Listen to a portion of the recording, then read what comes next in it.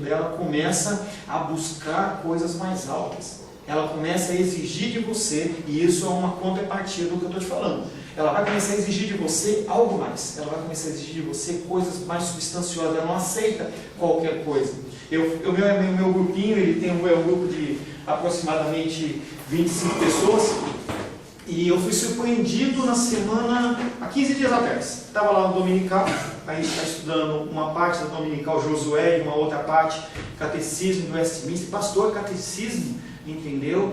Não, sim, o povo entende. Eu dou isso para as crianças de 10 anos, as crianças entendem, elas não são burras e não são imbecis. E aí a gente vem andando, entendeu? Tratando de conceitos teológicos mesmo para pessoas que não têm base nenhuma. E aí, 15 dias atrás, eu fui interrompido na Dominical por uma criança lá de 15, 13 anos que estava lá na aula comigo, e ele falou para mim que queria aprender sobre escatologia. Eu falei, pô, esse menino tem 13 anos, a Bíblia dele ainda é aquela Bíblia da linguagem de hoje, com os desenhinhos, entendeu? E como é que essa criança está querendo saber de escatologia? Ele não falou a palavra escatologia, mas ele explicou o que ele queria saber. E aí a mãe dele, que era uma pessoa bem avoada, entendeu? Pô, eu quero ouvir sobre isso também. Então as pessoas forçam a gente a estar estudando mais. Você irá mostrar toda uma linha, não é simplesmente a gente chegar na igreja e falar assim, olha, o pensamento é esse, e você esquece as outras coisas. Não, você tem que mostrar para as pessoas o que é cada coisa. E a gente, com uma base reformada, a gente às vezes tem ranço, tem uma bronca, entendeu, enorme com o arminianismo, entendeu? Mas você tem que explicar o que é. Você tem que mostrar para as pessoas, entendeu? As pessoas não sabem. E isso vem através do estudo, despertar em você. Nós queremos despertar. Eu, quando dou as minhas aulas, eu quero despertar em você senso crítico. Que você ouça as coisas e você questione. Eu não concordo, eu discordo. Esse questionamento, ele é saudável, não é problemático. Você, como líder cristão, não pode ter esse tipo de pensamento. Se a pessoa me questionar, é porque ela não está confiando em mim, não. A pessoa, ela questiona porque ela quer conhecer mais. E ela tem dúvida, né? Tem dúvida. Tem dúvida. Aí, o questionamento, ela vai ver a posição. Mas as pessoas, o líder cristão, ele entra numa posição que se alguém falar alguma coisa, não confia em mim. Está tocando no Egito.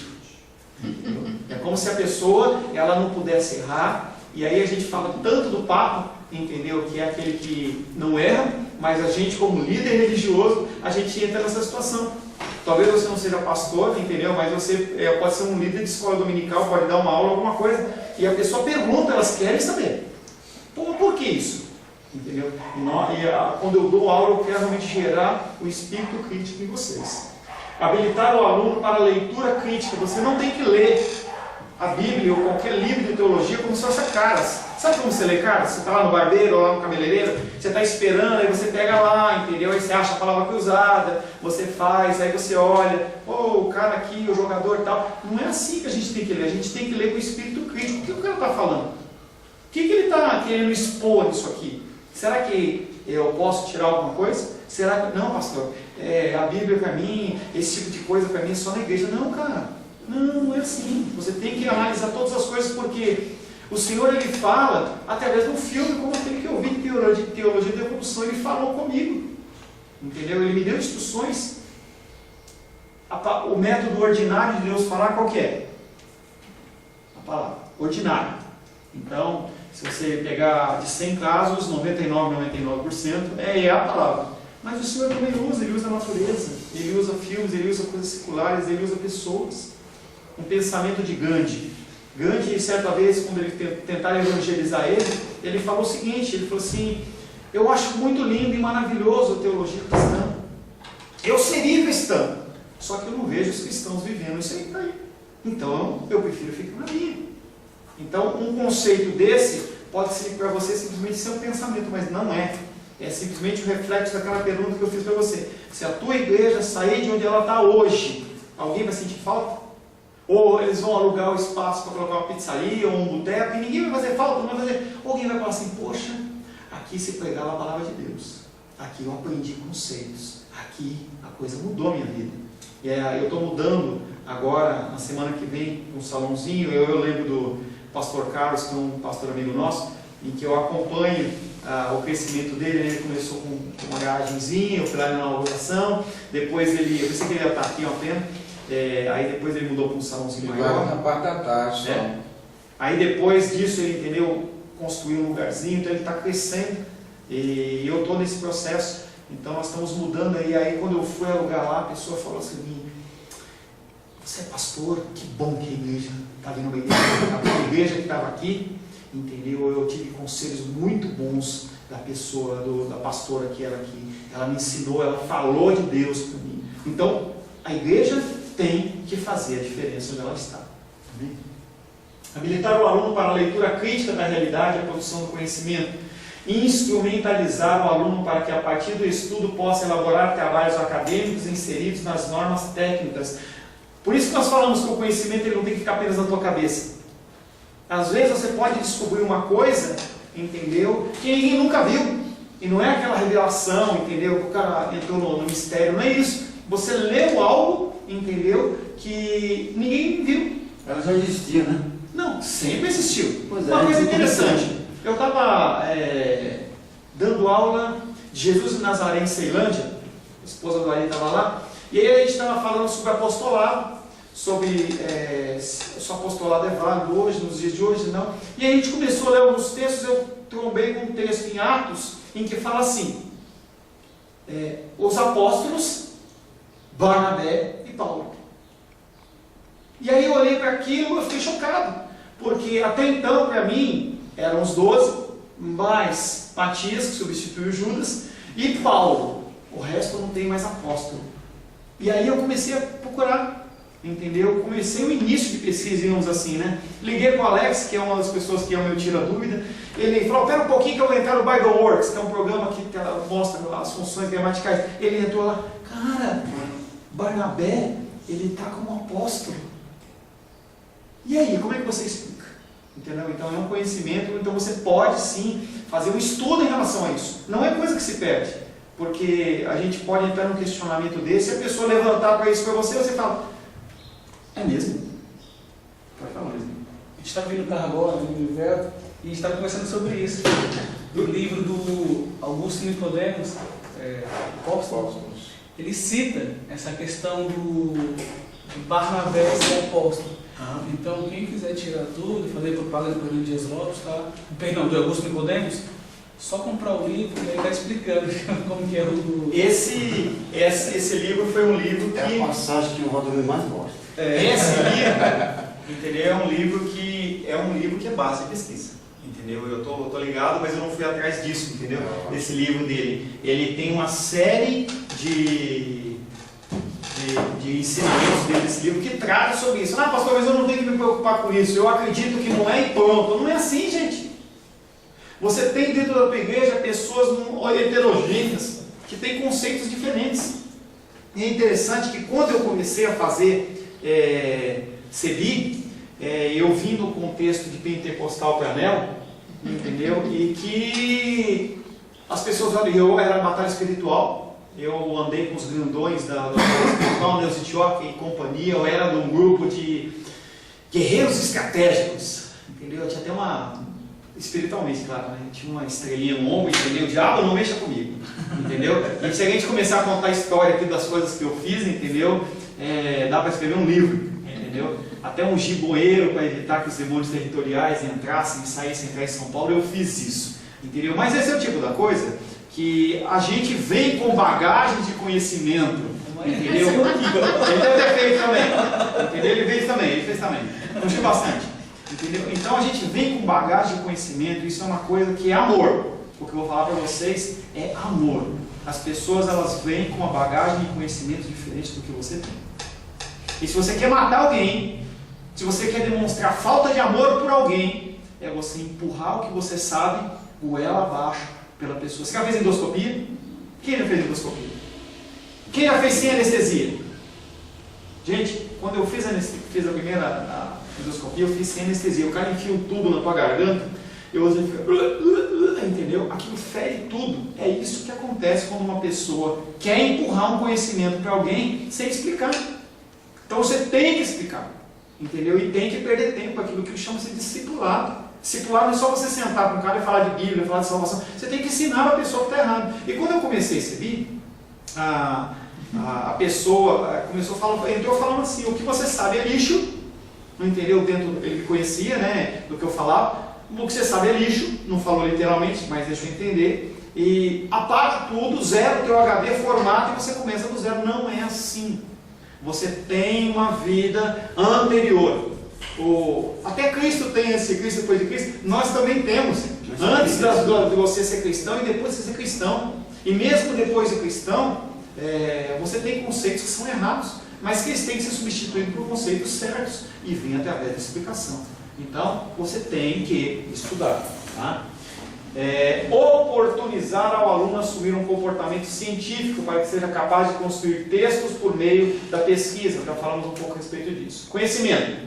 Desde os períodos de tempo mais remotos, os homens criam normas, hábitos, valores, crenças, modos de organizar o trabalho e de exercer o poder que regula as relações sociais, dentro do teu conceito de igreja. Se eu for na igreja do Luizinho, é um jeito. Se você vier na minha igreja, é outro jeito. Pastor José Naldo é outro jeito. Entendeu? E cada igreja em que você for tem conceitos, tem meios diferentes. Nós temos uma linha bíblica mestra, mas tem coisas que são inseridas que não tem problema. Então, se você for numa igreja, independente do que se prega, se for na congregação cristã, a mulher não entra lá sem véu. É o quê? Normas, hábitos. Nós temos esse padrão. Não sei se na tua igreja, por exemplo, se prega de terno. Na igreja do pastor Areito não se prega de terno. E aí tem igrejas que se você não tiver de terno, você não prega.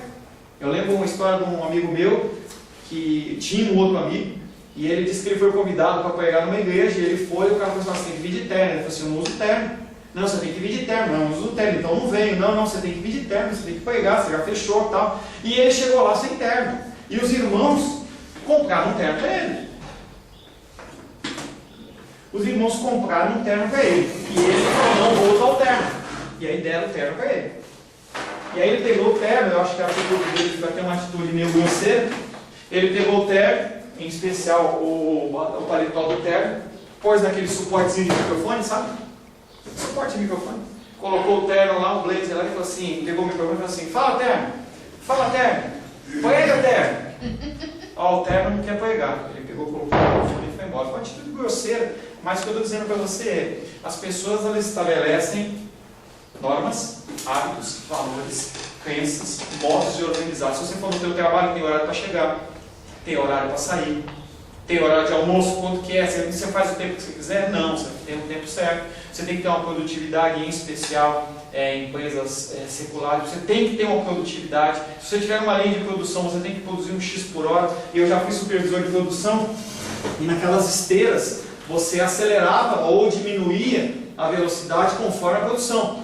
E aí tem aquele filme do Charlie Chaplin que aparece lá, Tempos Modernos. Ele está lá fazendo, você já viu aquele negócio, vai passando a esteira e aí ele vai fazendo as operações dele lá, e chega uma hora que não sei o que acontece, que aquela esteira começa a acelerar, e daí você tem que dar conta, se vira. Então nós, como seres humanos, nós criamos normas, hábitos, valores e crenças. Você cria na sua vida, você cria na sua igreja, entendeu? Eu estabeleço com a minha filha que ela tem que dormir 8h30, mas se ela perguntar para mim por que é 8h30, ou por que é 8 horas, eu não sei dizer. Simplesmente ela tem que fazer porque eu estou mandando. Nós criamos normas. Fala, queridão. Estabelecer de novo os hábitos e valores aí, pode estar dentro de usos e costumes? Sim, com certeza. Tudo que você cria, entendeu? O objetivo também de organizar o trabalho e de exercer o poder que regula as relações sociais através de normas que você cria, você estabelece. Você está dentro ou você está fora. E as pessoas usam isso muito com poder. Eu sou o pastor, eu sou o líder, entendeu? Quem manda sou eu. E é aquela velha frase: como é que é? Manda quem pode, obedece quem tem juízo. Manda quem pode, obedece quem tem juízo. Como realidade histórica dessas relações vão sendo instituídas na medida em que são criadas e recriadas pela vontade e pela ação dos próprios homens, É no interior dessas relações cada vez mais complexas que o homem se constrói como um ser individual e social. Você é um indivíduo que não é igual ao outro. Deus não fez fábrica de Coca-Cola. Então você não tem que ter o mesmo rótulo, você não tem que ter a mesma quantidade de ml, a mesma acidez, não. O Senhor, ele tem uma multiforme sabedoria e ele é adorado de maneiras diferentes. Eu acho que pessoas inventam coisas absurdas, entendeu? Mas o ser humano, criando normas, eles conseguem regularizar as relações sociais num culto, horário de começar, horário de acabar, quanto tempo que é o louvor, quanto tempo que são as atividades, são normas que você estabelece. Ô Paulo, Fala. é interessante que Deus, para o cumprimento dos mandatos, né, sociais, mandato social, cultural e espiritual, ele também estabeleceu Com certeza. os modos dele para o homem. Você acha que você pode viver de qualquer jeito, fazer de qualquer jeito, andar de qualquer jeito? É interessante. Você acha que você tem liberdade. E aí o conceito hoje da geração da adoração extravagante, que eu já fiz muito, já pulei, dancei, não tenho nenhum problema com isso, entendeu? É que você pode fazer o que você quiser, como você quiser. E quando você fala do conceito de escravo, em Deuteronômio, como que funcionava naquela época? Então, se você devia alguma coisa para alguém, você tinha que pagar, tá? Mas chegava um tempo, entendeu? Que você não tinha dinheiro. Lembra daquele conceito lá de José do Egito? Primeiro eles deram dinheiro, depois eles deram dinheiro, eles deram os seus bens, eles deram os bichinhos, aí depois eles deram a terra, aí depois quando eles não tinham mais dinheiro e estavam comendo, eles deram o quê? Humilhado. Nós somos seus escravos. E eles começaram a trabalhar para o faraó, entendeu? E 1/5, eles, não lembro qual que era essa proporção, se eles ficavam com, eu acho que era, eles ficavam com 1/5 e o resto eles davam para faraó. Então as pessoas se vendiam como escravos, havia essa prática, inclusive dentro do povo judeu. Lembra daquela situação lá daquela mulher lá com azeite lá, então, aquela situação é uma situação daquela, eles estavam devendo dinheiro, estavam devendo um valor, e o cara vinha para pegar os filhos em forma de pagamento. Não ia pegar ad eterno, para sempre, mas ia pegar por um período para pagar a dívida. Tá? Então o que acontecia? Dentro do conceito dos ensinamentos de Deuteronômio, quando você estava devendo, eu estava devendo dinheiro para o Ariovaldo. Desculpa, eu não conheço o nome de todo mundo, então eu vou dar os exemplos das pessoas que eu vou lembrando, tá? Então eu devo dinheiro para ele. Então o que eu fazia? Então eu não tenho como pagar. Então olha, a partir de agora eu sou seu escravo, judeu por judeu. Eu sou seu escravo. Por quanto tempo? A vida inteira? Não. Tem uma coisa que chama-se jubileu. Então, se era feito um cálculo, entendeu, em que você trabalhava como escravo ou a sua terra era dada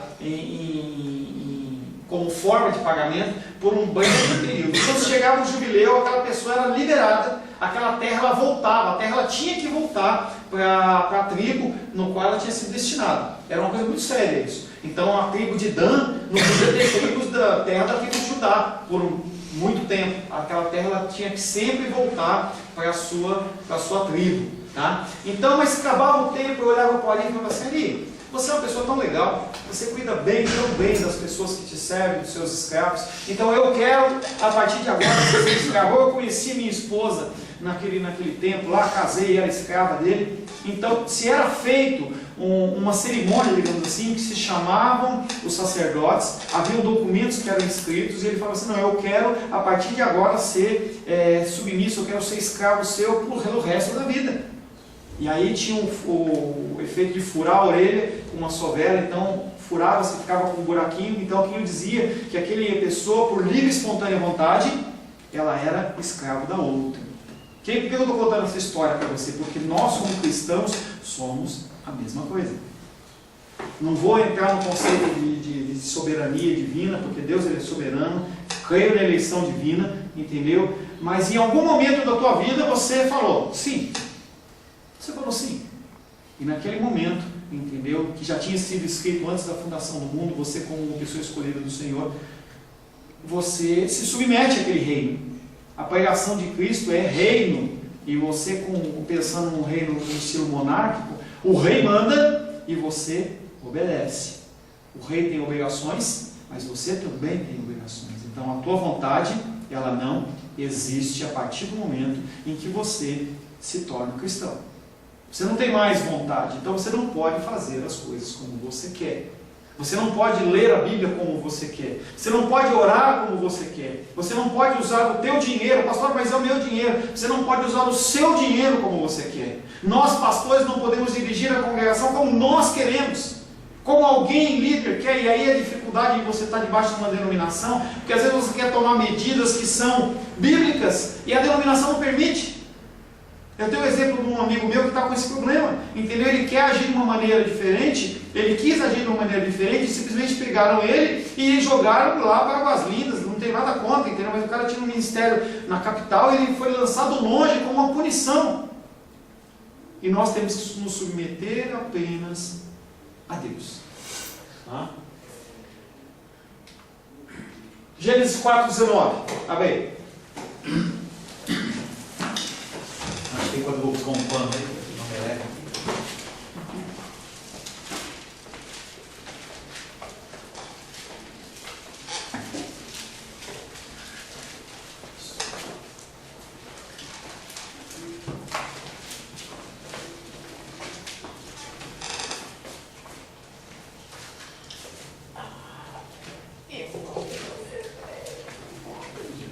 Gênesis 4:19. Lameque tomou para si 2 esposas. O nome de uma era Ada e a outra se chamava Zilá. Primeiro caso de bigamia. Primeiro caso. Aqui, Lameque ele acaba estabelecendo uma outra norma de vida. Entendeu? Até então, as pessoas elas não tinham 2 esposas. Lameque ele é citado como a primeira pessoa que tem 2 esposas. É uma nova norma. E a gente vê o conceito do homossexualismo aí bombando. Pastores, e eu fiquei muito triste outro dia aí, eu estava vendo uma reportagem sobre um ministério muito conhecido, chama Hillsong, não sei se você já ouviu falar, ele é dentro do movimento gospel, e ele influencia muitas pessoas. E aí a declaração daquele pastor que tinha uma igreja com mais de 10 mil membros, que nós temos que atualizar a Bíblia. O homossexualismo é uma forma de amor. E nós, como cristãos, temos que aceitá-los como eles são, inseri-los dentro do ministério, que é mais ou menos o que, se você não está para o Papa, ele está sendo cercado por isso. E isso é um motivo de tristeza. O homossexual, a declaração do Papa. O homossexual, ele tem muito a nos ensinar como família. Então nós estamos falando de uma organização que, independente de você goste ou não, eles foram as pessoas que mantiveram a Bíblia, os ensinos de cristãos vivos. Eles eram depositários da confiança do Senhor e eles estão com esse tipo de raciocínio. Então, conceitos eles estão mudando. Eles aparecem na minha vida e eles aparecem na sua vida. Você tem que tomar muito cuidado com isso. Gênesis 10:8. Cuxi gerou a Nimrod, o qual começou a ser poderoso na terra. Em Gênesis 11 faz referência a Babel como uma cidade edificada. Aqui os homens começam a definir a propriedade privada. Até então, gente, não tinha cidade. Não tinha esse negócio de conceito de terra. Eu vou lá na terra capa e vou comprar um terreno. Não existe isso. Porque o conceito é, Deus, Ele é soberano. Ele manda. Então a terra não tem como eu simplesmente falar, não, esse pedaço de terra é meu. Não tem, você não tem autoridade sobre isso. E aí é interessante você começar a andar por Brasília, em especial, que tem muito terreno. O cara fala assim, vendo um lote de 10 mil metros quadrados. Quem deu esse lote para esse cara? Ele comprou de quem? Como que é isso? Entendeu? Conceito de propriedade privada. As múltiplas relações que o homem estabelece no contexto social onde vive configuram seus modos de pensar, sentir e agir. Aonde você vive, muitas vezes, ou não deveria, mas muitas vezes, define como você vive, como você é, como você age. Se você vive num meio cristão, você deveria, pelo menos, viver como um cristão. E é interessante que, eu já falei umas 500 vezes interessante, vamos cortar essa palavra na minha boca. É engraçado você olhar que as pessoas elas se adaptam ao local onde elas estão. Se ela está numa cultura muçulmana, ela se adapta àquele tipo de coisa. Se ela está numa cultura hindu, se você for daqui para a Índia, você pode ter certeza que você não vai comer churrasco, porque lá a vaca é adorada. Conceito de Brasil. Quando você vai na casa dos seus parentes que não são cristãos, eles colocam as músicas que eles querem. Sim ou não? E por que quando você está na sua casa, você não coloca a música que você acredita? A gente às vezes fica constrangido. Não, eu não vou colocar uma música cristã porque o fulano pode ficar constrangido. Mas em relação a nós? É engraçado que quando se fala imundo, isso funciona. As múltiplas relações que o homem estabelece no contexto social onde vive configuram seus modos de pensar, sentir e agir. Mas no contexto bíblico não. Você tem na igreja pessoas que se dizem cristãs, mas que participam do carnaval, que participam do Halloween, foi agora, entendeu? Se você for ver a história do Halloween, a coisa é complicada. Não tem como você dizer que adora a Deus e participar de uma coisa como essa. E aí você vê cristãos participando de um negócio chamado marcha de vadias, que depois eu vou falar. Os caras se vestem de mulher. Não, hoje não tem problema. O modo de pensar e agir dentro do cristianismo muitas vezes não é aceito, não é praticado. O cristão hoje pensa que hoje eu não vou fazer isso na minha casa, não vou fazer o que ele fez comigo. Não entendi. Não, você fala assim, você vai na casa de fulano coloca a música que ele quer. Quando ele vem na minha casa, não, eu não coloco. Eu não coloco minha música. Porque se você colocar, você é porque a mulher pensa o seguinte, eu não vou fazer o que ele fez comigo. Não é bem assim, eu não acredito não. Eu não acredito nisso. É muito mais. A criação de mães hoje, se for observar, por que a mãe não quer bater no filho? Porque ela sofreu muito, os pais dela bateram muito nela. Não vou fazer isso com meu filho, com o que os meus pais fizeram comigo. Isso aí parece coisa de karma, né? Pois é. Não, mas se você for pensar bem, mas é isso. Esse pensamento. É um conceito meio karmático. Pois tem esse pensamento. A pessoa simplesmente ela fala assim, eu não vou fazer. Ou a pessoa que eu sofri muito, eu não vou fazer isso com ele. Mas eu ainda fico mais preocupado ali, porque as pessoas elas têm vergonha de ser cristãos. Mesmo no conceito Brasil, as pessoas têm vergonha de se dizerem cristãos. As pessoas têm vergonha de falar assim, Cristo é o meu Senhor. Cristo é o meu Senhor. E eu lembro de uma história quando eu tinha 18 anos, e faz tempo. Estava lá em Ubatuba, com os meus amigos, eu era bem pervertido, bebia pra caramba. E aí a gente conheceu um rapaz lá, ele estava tocando um violão, e aí chegou uma hora lá, eu falei assim, a gente falou assim, vamos beber, não sei o quê, vamos comprar umas garrafas de vodka. Aí ele olhou para mim e falou assim, eu não bebo. Aí eu falei assim, o que é, cara, você é crente? Aí ele olhou para mim assim, sim, eu sou crente. Gente, quantas pessoas não fazem isso? Se posicionar. E eles esquecem aquele texto que diz que no dia do juízo, no dia do Senhor, o Senhor vai falar assim, você me negou, eu também te nego. Você me negou perante meu Pai? Perante as pessoas? Eu também não te conheço. Mas depois, mas você me negou. Entendeu? Você não deu testemunho de mim. E aí você pode vir para a igreja, você pode ir para a igreja, você pode fazer teologia. O que você tem feito com isso? O que você tem feito com isso? Você tem dado testemunho de Cristo aonde você passa? E onde eu estou morando, eu moro em cima de uma loja lá no Guará.